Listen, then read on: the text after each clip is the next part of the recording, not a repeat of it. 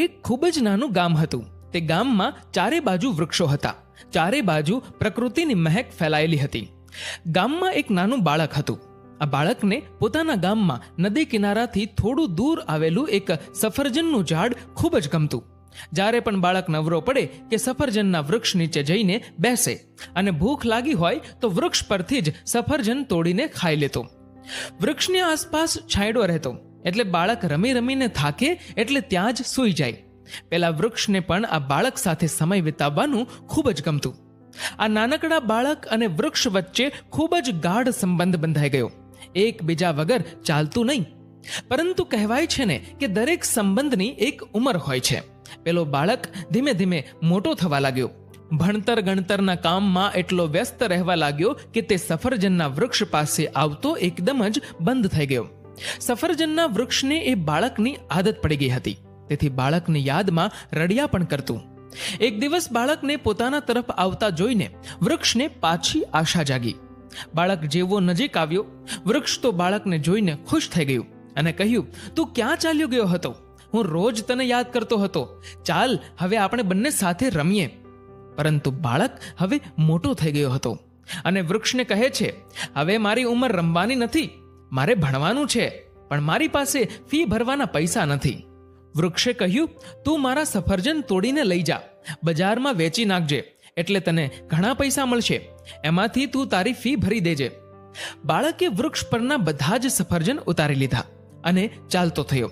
ફરીથી તે ત્યાં કદી ડોકાયો જ નહીં. આપણે પણ કોઈક વાર એવું જ કરીએ છીએ. જ્યારે મુશ્કેલીના સમયમાં કોઈ આપણને મદદ કરે છે ત્યારે આપણે તેનો આભાર માનીએ છીએ, પરંતુ પછી તેને ભૂલી જઈએ છીએ. પરંતુ વૃક્ષ બાળકની રાહ જોતું રહ્યું. કેટલાક વર્ષો વીતી ગયા. એ બાળક હવે યુવાન થઈ ગયો. એક દિવસ એ આવે છે અને વૃક્ષને કહે છે, હવે તો મારા લગ્ન થઈ ગયા છે, મને નોકરી મળી છે, એનાથી ઘર તો ચાલે છે, પણ હવે મારે મારું પોતાનું ઘર બનાવવું છે. મારે થોડા પૈસાની જરૂર છે. વૃક્ષે કહ્યું, ચિંતા ના કર, મારી બધી જ ડાળીઓ કાપીને લઈ જા અને એને વહેંચીને તારું ઘર બનાવ. યુવાને વૃક્ષની ડાળીઓ કાપી અને ચાલતો થયો. વૃક્ષ હવે સાવ ઠૂઠું થઈ ગયું હતું. કોઈ એની સામે પણ નહોતું જોતું. યુવાન કઈ પાછો આવ્યો નહીં અને હવે તો વૃક્ષે પણ આશા છોડી દીધી હતી કે યુવાન એની પાસે આવશે. મિત્રો, આ વૃક્ષ એટલે બીજું કોઈ નહીં પરંતુ આપણા મા બાપ. નાનપણમાં મમ્મી પપ્પા સાથે રમવું આપણને બધાને ખૂબ ગમતું. મમ્મી પપ્પા પણ આપણને લાડ પ્યાર કરે અને આપણી ખૂબ જ કાળજી રાખે. ધીમે ધીમે જેમ જેમ આપણે મોટા થતા ગયા તેમ તેમ હાથમાં મોબાઈલ, ગાડી અને કમ્પ્યુટર જેવી સુવિધાઓ કરી આપનારા મા બાપ માટે આપણો સમય ઓછો થતો ગયો. મોબાઈલ, કમ્પ્યુટરમાં એટલા ઘૂસી જઈએ છીએ કે મમ્મી પપ્પા અને આપણી વચ્ચેનું અંતર વધવા લાગે છે. આપણને આગળ ભણાવવા માટે પોતે પોતાની ડાળીઓ કાપીને એટલે કે મહેનત મજદૂરી કરીને ફી ભરવાના પૈસા કરી આપે અને આપણે બદલામાં શું આપીએ? ભણી ગણીને મોટા તો બની જઈએ, પરંતુ પોતાના સપના પૂરા કરવાની હોડમાં મા બાપને સાઈડમાં કરી નાખીએ. આપણા ધામધૂમથી લગ્ન કરાવી આપે જેથી આપણું પરિવાર બને, પરંતુ પત્નીની ચાહતને પ્રથમ ક્રમ આપીને આપણે મા બાપને ભૂલી જઈએ છીએ. આટલો ભોગ આપ્યા બાદ પણ મા બાપને જોઈએ શું?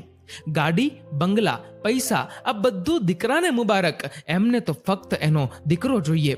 હસતા ખેલતા દીકરા, વહુ અને આંગણામાં રમતા દીકરાના બાળકો, બસ આટલા જ હોય છે મા બાપ રૂપી આ વૃક્ષના સપનાઓ.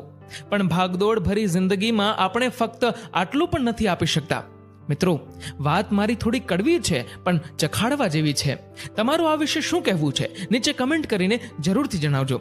અને મિત્રો, વિડીયો પસંદ આવે તો આ વિડીયોને લાઈક કરજો, વધુમાં વધુ લોકો સાથે શેર કરજો અને આવા જ પ્રેરણાદાયી વિડીયોઝ જોવા માટે સબસ્ક્રાઇબ કરો અમારી યુટ્યુબ ચેનલને અને ફેસબુક પર ફોલો કરો અમારા પેજને.